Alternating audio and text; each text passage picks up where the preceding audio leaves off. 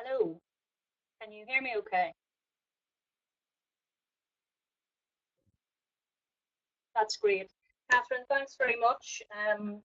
I'll start off by thanking the Flood and Coastal Erosion Risk Management Network for inviting me to give this webinar this morning. Thanks very much for that, and many thanks to Catherine for all of her assistance as well, and particularly in terms of negotiating the IT minefield, which has been much appreciated by me. My name is Tina McGuinness, and I'm a senior lecturer in risk management and strategy at the University of Sheffield, and I'm based in the management school. So, first off, I suppose I'd say I'm coming at this subject from a social science perspective. And what I want to do over the next 15-20 minutes is talk about SME resilience to flooding from a resource-based point of view. And our broad agenda for the next period of time is to put this within the context of the project, the broader project Sesame, which was funded out of an EPSRC sand pit, and which involves a number of other individuals, and I'll give an overview of that.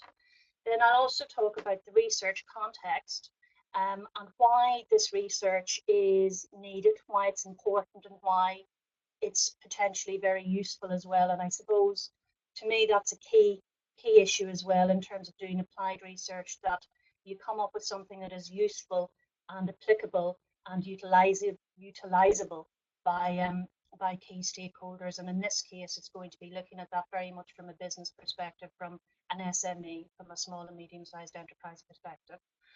I'm going to talk in a bit of detail about one of the case studies, and it's a case study set in Sheffield and the Lower Don Valley. So I'm going to talk about it and some of the emerging findings that are coming out of that case study. And I'm going to conclude with some conclusions. And as you can appreciate, these conclusions, as the findings are preliminary, so they're tentative, because this is very much a work in progress. So that's our broad agenda for the next 15-20 minutes. Now is the time to say if there's any problem with that. Good. So if I start off with talking about the project itself, this is a broader project which is funded by the EPSRC. So obviously, I'd like to acknowledge their support in that. And it's looking at businesses' response strategies to flooding within an urban environment. So basically, what we're trying to do is to evaluate how organisations respond to floods. What are the barriers to effective response and resilience? What are the things, the attributes and variables that actually help businesses to respond effectively? And how we can then develop guidelines, interventions in order to help organisations to be better prepared for future flooding. And there are a number of partners involved in this. As you see in the diagram here, we have a number of different work packages. So we have 4 work packages in total. And it's an interdisciplinary project. So we have hydrological modelling by colleagues in Leeds. This is feeding into agent-based modelling and simulation, which is being primarily carried out by colleagues in Durham. The business continuity processes, which is the area that I'm particularly involved in, is run out of the University of Sheffield, the Management School. And I'd like to thank my colleague, Dr. Noel Johnson, who's working as a research fellow on this project with me.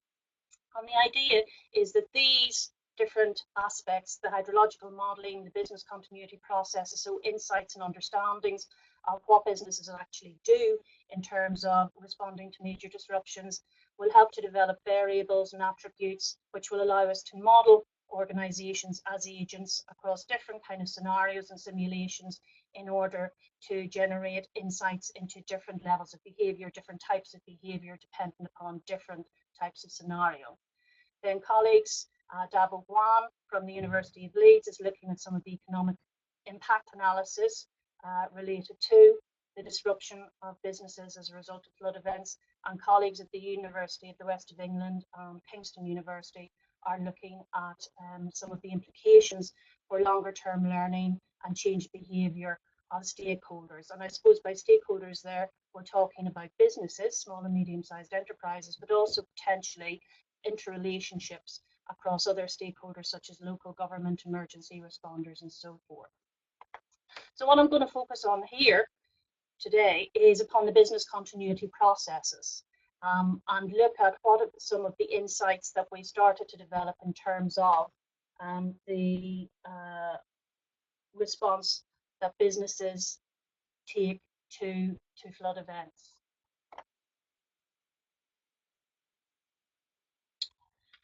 Well, why is this work important? Why on earth should we be interested in how organisations respond to flooding and whether they respond effectively or not effectively, and whether they're resilient or not to those? Well, this really relates to the broader context in which response is happening. First of all, there's greater chance of flooding, and we're seeing much milder winters, wetter winters, and a trend towards localised weather events. So what this means in practice is that there's more uncertainty about flood, who's going to be flooded, how they're going to be flooded, what the sources are, and so forth. And it's also got implications in terms of predictability for a range of stakeholders, including those organisations, those businesses that might actually be subject to flood. So what this means in effect is historical forecasting is not as useful or as reliable as it was in the past. That while some areas are still experiencing flooding as they have done historically, other areas which have not had flooding in the past are experiencing flooding now. And this means that flooding is a key risk faced by the United Kingdom. So, for example, if you look at the UK's National Risk Register, flooding is seen as one of the key risks that society actually faces. And it's resulted, in terms of at a governance level, a call for new strategic partnerships, new and novel ways of actually dealing with flooding in terms of better preparedness, better response, better adaptation to this. And that's not least because there's a very high cost associated with flooding. So from a purely insurance point of view, the floods of 2007 resulted in approximately £3 billion worth of costs to insurers, and the more recent 2014 flooding has resulted in estimations of about £1.2 billion in terms of insurance costs. And that's just in terms of cost to insurers. If we actually look at some of the costs associated with business, for example, the recent 2014 flooding, the Federation of Small Business has estimated that that has actually impacted to the tune of 830 million upon small businesses. You know, and that's quite a large amount of money, particularly when you break it down and see that that equates to about £1,500 per business in flood hit areas. And I suppose this brings us to the other issue, why look at small and medium-sized enterprises? Well, small and medium-sized enterprises are particularly important to the UK economy. If we look at the size and impact of the SME sector in the UK economy, it accounts for about 4.9 million private sector businesses. So when I'm talking about small and medium-sized enterprises, I can be talking from micro enterprises up to enterprises of over 200 employees. And SMEs in the UK account for 59.3% of private sector employment. So they're a very significant part and contributor to the UK's GDP. They are the backbones very often of communities as well. So if the SME sector is badly hit, it impacts upon local employment, local communities, and can have a potentially disastrous impact at the local and regional level. I suppose the other thing to highlight is, with respect to SMEs, that they are quite different from big business. They have certain unique characteristics in terms of their, not just their size, but also their resources. They tend to have less resources than large business. They tend to have less organisational slack. They tend to be focused on local and regional markets rather than big international markets. Their processes and structures are quite different as well. And Unsurprisingly, given the importance of SMEs, there's not been a huge amount of research done on them in comparison to the research done on large business, and particularly there's been a dearth of research done in terms of resilience and the ability of SMEs to respond effectively to major disruptions, of which we would talk about flood as being one. I've titled this talk A Resource-Based Perspective, and I suppose it makes sense just to set out clearly what I mean by that. Really what I'm coming from here is a particular literature and a particular canon within strategic management. And it's pretty simple. Basically, the resource-based perspective looks at organizations as bundles of resources. So each organization has a unique range of tangible and intangible assets. So tangible assets would include things like physical facilities, plant, machinery, and so forth. Human capital also, the people, the employees within the firm. And also intangible or soft assets such as reputation, brand, goodwill, things like that. But each firm's resource bundle is unique. And that's got implications in terms of heterogeneity of firms. So no firm is exactly the same as another firm. The way that they do things, the way that the resources that they have developed over the years and been utilized over the years reflect path dependency in terms of the history and the experience of the firm. And what this means is that a series of capabilities and a series of activities and the way that things are done within firms builds up over a period of time. And if a firm has particular unique resources or rare resources or specific capabilities that are very different from their competitors, that can help it to have a competitive advantage and superior performance vis-a-vis its competitors. And I guess that the perspective that I'm coming from here as well is that the ability to be resilient to disruption is a particular capability. It's a particular resource set as well. And within business practice, a key tool or a key resource in terms of firms' resilience to major disruption is business continuity management. And business continuity management is a management process. So it's a process that works through all phases of a major disruption, from the preparedness stage. So before disruption happens, it's about an organization thinking, what are the major risks that we face? How might they disrupt our business? So it's about identifying potential threats to the organization. So that's before you ever have any kind of impact. Then it's thinking, well, if this risk, such as flooding, were to take place, what impact would that have upon our business? So by doing a business impact analysis, thinking what's the likelihood of this happening, and if it were to happen, what would that mean in terms of our ability to operate, our ability to service our customers, our ability to continue to function. And based upon that analysis, the business continuity management process involves coming up with a framework for building organizational resilience. So this is, if you like, about developing capabilities for the organization to actually plan, prepare, and in the event that a major disruption does take place, to actually respond effectively so that the interests of its key stakeholders, those might be internal stakeholders such as employees, the owners of the business, external stakeholders such as customers, suppliers, distributors, and so forth, so that they are safeguarded, their interests are safeguarded. Because if you safeguard their interests, you safeguard the business, and you actually maintain the security and sustainability of the business in the long term.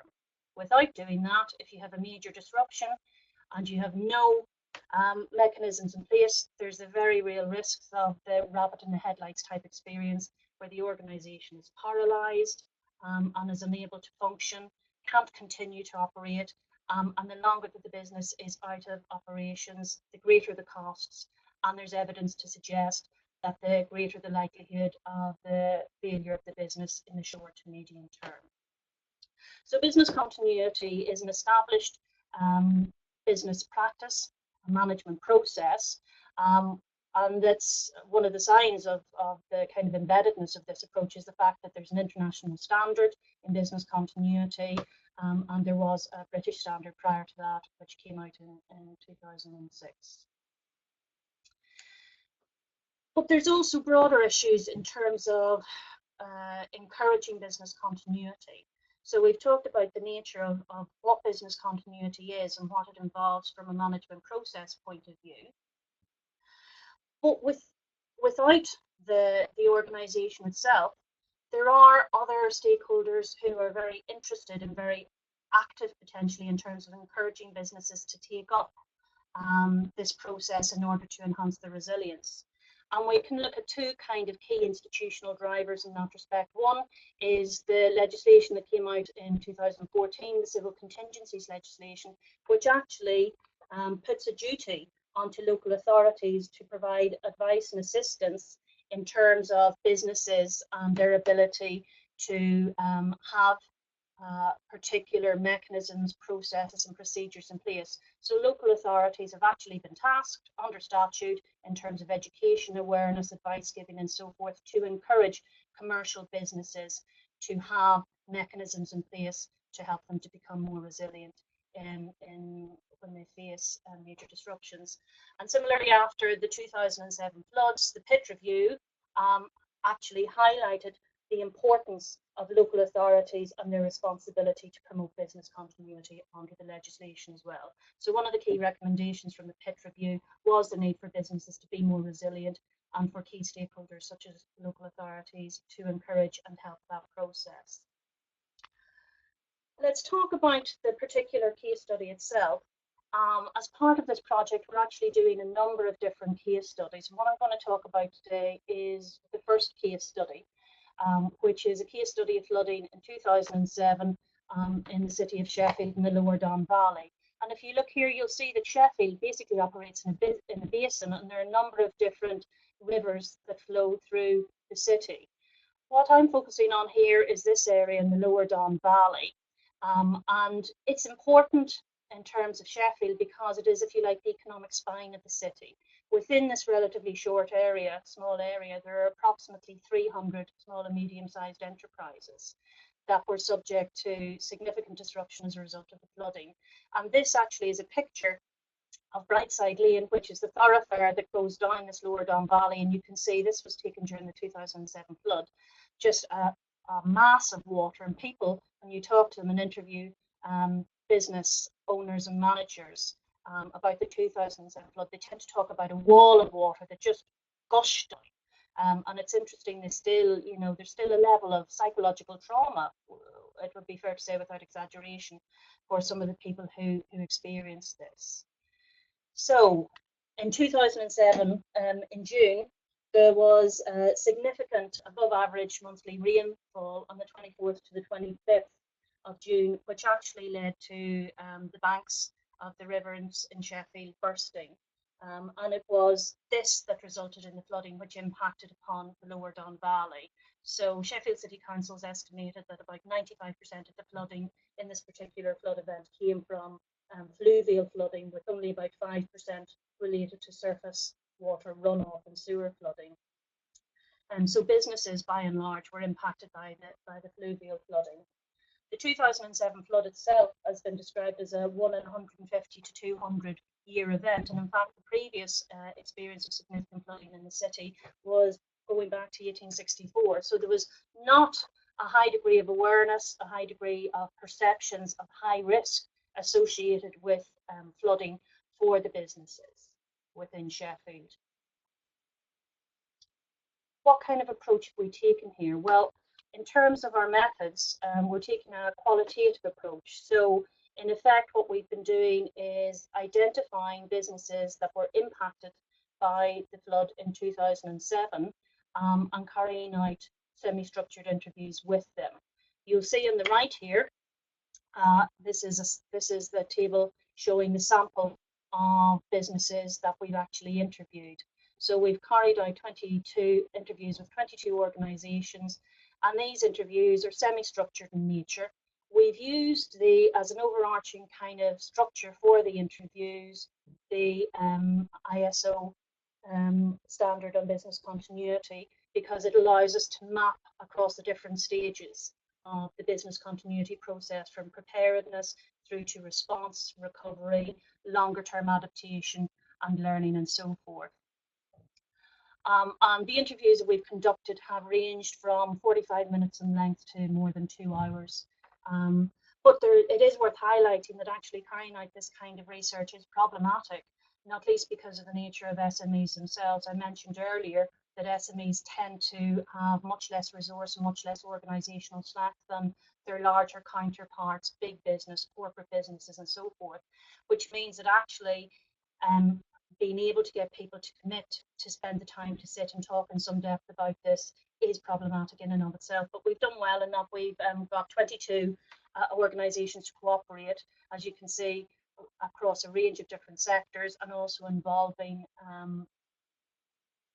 local stakeholders in terms of training and support organisations as well. And we're in the process of doing the analysis in terms of this first case study, utilising a qualitative data analysis software called NVivo. So what I want to do now is talk about some of the findings that have emerged from the work.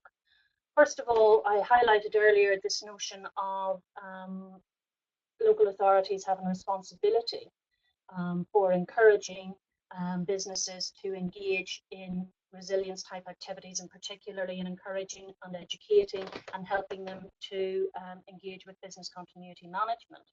What we find in terms of this case study is that this is problematic in itself, that for the local authority, there are still big questions about, is this something that they should be doing? Is it something that they have the resources and the expertise to do? And why are they doing this whenever before?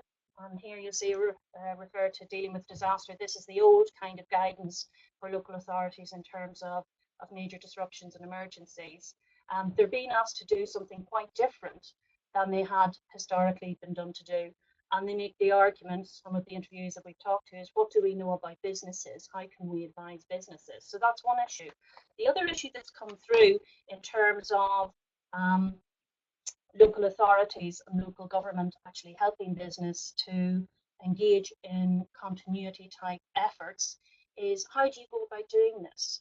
So again, the people that we've spoken to have said it's very hard to get business to be interested in business continuity. And there's a lack of certainty as to why exactly this is, whether it's because businesses don't have time, they don't have resource, or they're just disinterested in this. So there are certain challenges, and this is key from a resource point of view, because the way in which the legislation is set up is that the idea is that local authorities will act as a source of resource in terms of knowledge, in terms of advice for SMEs, in order to help them to be better in terms of business continuity management.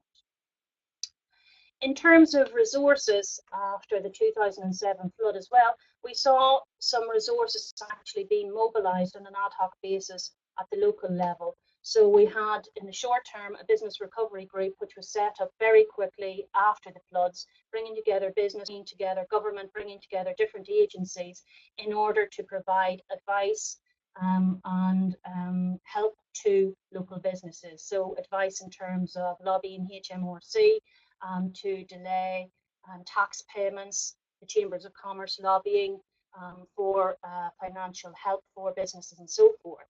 And that was a short-term kind of mechanism that actually, again, if we think from a resource point of view, provided both tangible and intangible resource in terms of finance and in terms of advice to local businesses. Then in the longer term, we've seen the emergence of the Business Emergency Resilience Group, BERG, the idea being to help businesses to come together, to learn together, to share good practice, to share their experience of business continuity management processes in order to create a virtuous circle. However, if we look at business continuity at the level of the firm, we can see that actually there's our data to date shows that there's actually very little evidence of formal business continuity practices or processes within the sample of SMEs interviewed. And this was prior to the 2007 floods. But also, quite interestingly, talking to those businesses 5 years down the road, the vast majority of them still do not have any kind of formal business continuity processes.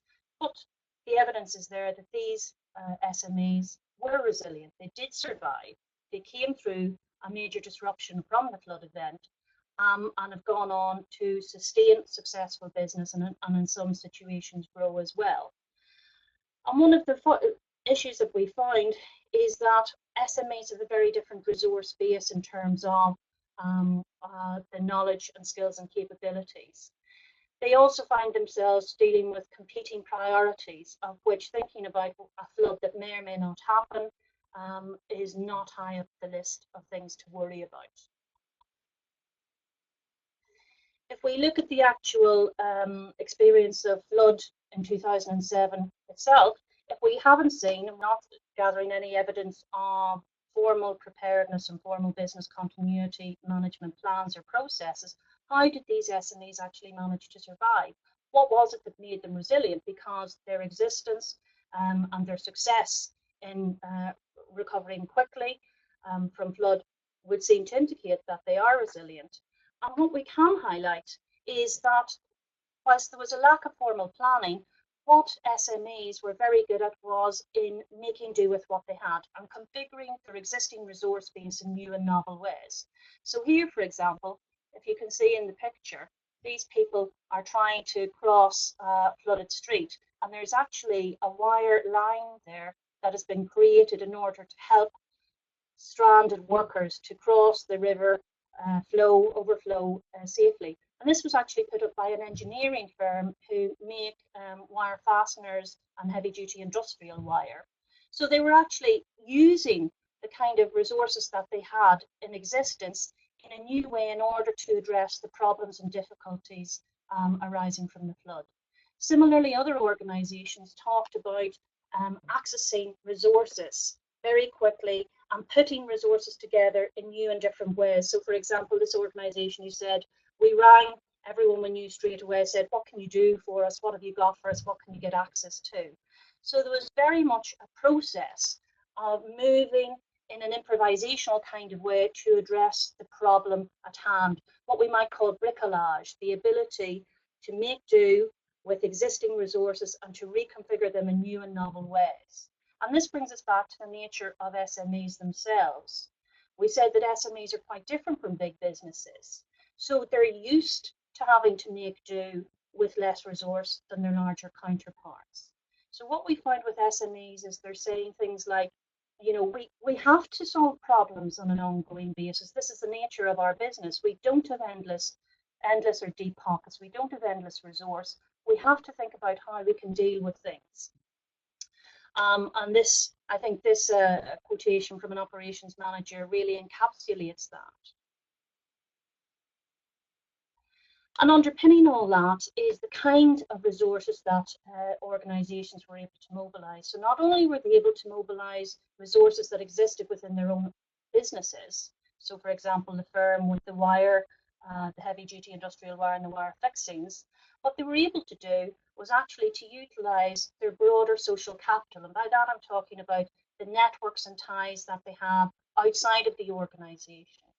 So we find a number of businesses who talk about getting on the telephone, contacting contractors that they know, getting them involved.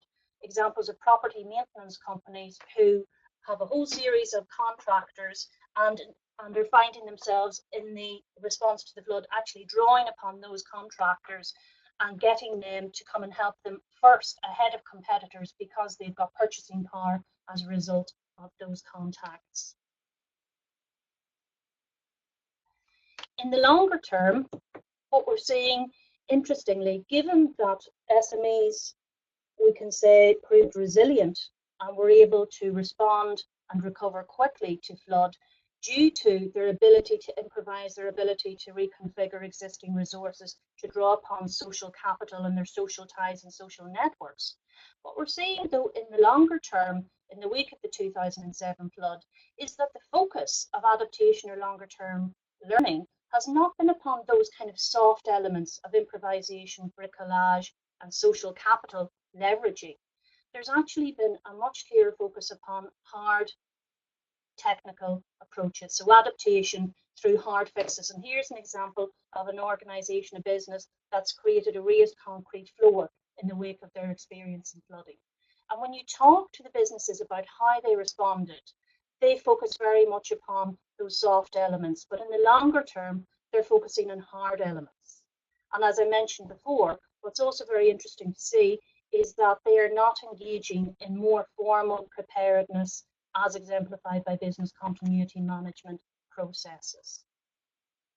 So what are the implications of this? Well, it's quite interesting because what we're seeing is that there was a strong lack of formal preparedness pre-2007 flood, but there's also still a lack of preparedness in terms of greater levels or higher engagement with business continuity planning post-flood. That the actual mechanisms and the actual activities that help businesses to be resilient are not forming the basis for ongoing learning or adaptation in the longer term. And this, I think, is a very important point to highlight because it's got significant implications for helping SMEs to become resilient in the longer term. It begs the question that if SMEs are not engaging with formal preparedness because they don't see the need or they don't have the resources or they don't have the capabilities, if we're trying to think of ways that will help them, interventions that will guide them in the future, what are the best ways of doing that? It would seem to indicate that going down formal guidance route is perhaps not the best way forward. But I think the other thing that's worth highlighting is that this is just the first of the case studies, and this is of an area that has not been subject to repeated flood or whatever. So I think future work is going to be key. Part of that future work is going to be comparative case studies where you have areas and businesses that have been subject to more than one flood event. So we see whether repeated exposure to flood actually impacts in a different way upon preparedness and business continuity uptake. So I've talked rather longer than I intended. My apologies about that.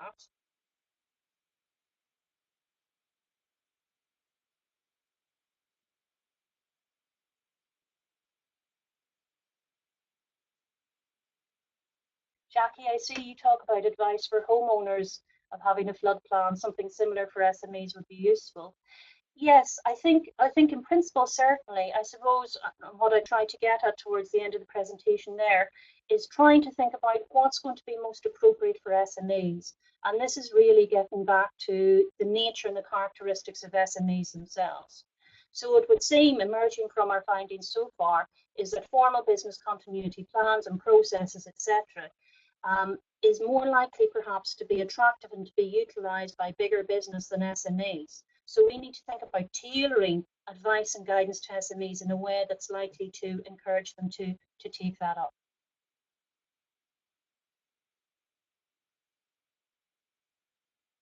Then, what direction are SMEs given with respect to the resilience guidance available? I can imagine many small businesses not even realising that flooding is a potential issue and that they should really have some plans in place. Absolutely. Well, in the immediate aftermath of the 2007 floods, there was a big push to provide guidance to SMEs in terms of resilience, and particularly with respect to flooding. So the Environment Agency, for example, invested a reasonable amount of time and effort in that. What they reported, again, was a lack of engagement by SMEs. And I think there are two kind of issues here, one of which you highlight yourself, which is this notion of perception and whether businesses perceive that there is a risk. And that brings us back to the uncertainty around climate change and the trends in terms of flooding itself. And the second issue really also is competing priorities, which gets back to the characteristics and attributes of SMEs themselves, in that SMEs do not have huge amounts of time, huge amounts of resource. Very often they are focusing upon their day-to-day business, so a very operational focus.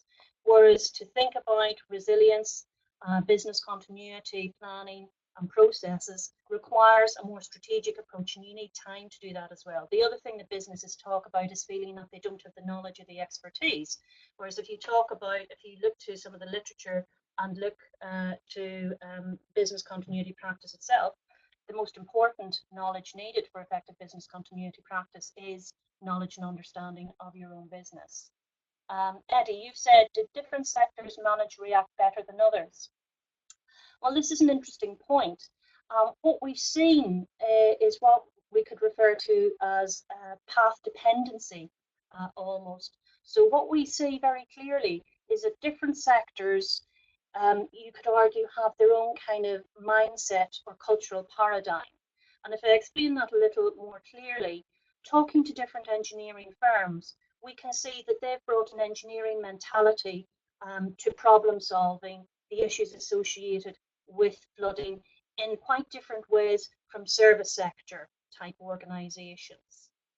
But what different sectors do is that they utilise and improvise based upon those respective kind of industry mindsets and organisational mindsets, and use those as platforms to try and utilise and reconfigure their existing resources, as well as access new resources through their social networks.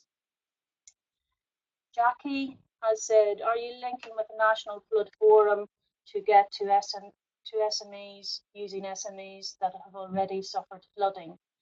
We haven't used the National Flood Forum as a way to identify SMEs. We've been doing that in other ways, but certainly we are aware of the National Flood Forum and their work. Bingu. Hi, Bingu. Hi, Tina. Fascinating presentation. You touched on SME networks. On that basis, what sort of importance do you attribute towards chambers of trade to take SMEs on board towards flood resilience adaptation? Well, I think this is an interesting point, Bingu, because of course I talked about local authority, and in terms of stakeholders, particularly within the SME sector, the chambers of commerce are a very important and key stakeholder. Well, what we find, because we've spoken to a number of stakeholders across chambers of commerce and so forth, is this problem of encouraging SME uptake. That there have been attempts doing, but they're running into similar kinds of barriers and similar kinds of challenges as the local authority. We do have quite an interesting situation in Sheffield, where we have recently a new business improvement district initiative, which is actually oriented around flood defence. And what that means is that the Lower Don Valley and the businesses involved, they're actually coming together in conjunction, and this has been driven by the local authority and the chamber and a number of other stakeholders, to bring the businesses together to pay a contribution towards flood defences. Now, these are hard flood defences, in order to allow them to access money from the Environment Agency to do quite significant work on the Lower Don Valley. So I think what's key to stress here is that there's a lot of shifts and a lot of changes going on in terms of resilience and adaptation to flood.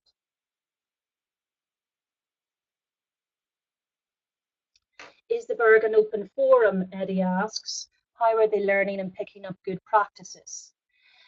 Well, what's been interesting about the Berg, the Business Emergency Resilience Group in Sheffield, is actually how it struggled.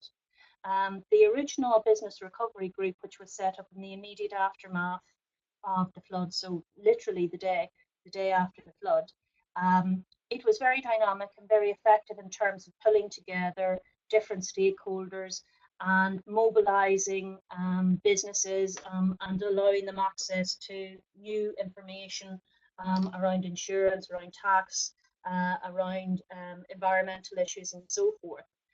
In the longer term, though, and I know from speaking to a number of different groups involved, the Berg group has actually struggled to maintain levels of interest. It was established and operated in terms of a forum for sharing good practice. So the kinds of things that it has done is brought in speakers from the emergency services, from business continuity consultancies, from members of the Berg itself, talking about what different businesses are doing and what has worked well and what has not worked well. But the uptake has been poor and the level of engagement has been disappointing. Bingu. Thanks, Tina. I think Todmorden is a good example of what you just mentioned for different stakeholders to contribute towards flood resilience. Absolutely. But then I think as well, you know, what's interesting there, Bingu, is the different context in terms of perceived levels of flood risk as well. And I suppose that gets back to the point that I made about future work on comparative case studies. because what I presented today is very much emerging and preliminary kinds of findings and analysis. So, I'm being very careful and trying not to overstate what we're finding. I think that we need to look across different case studies in terms of severity and frequency of flooding to try and gain a wider picture and a more accurate picture, so that we're not being too specific based upon a fairly narrow data set.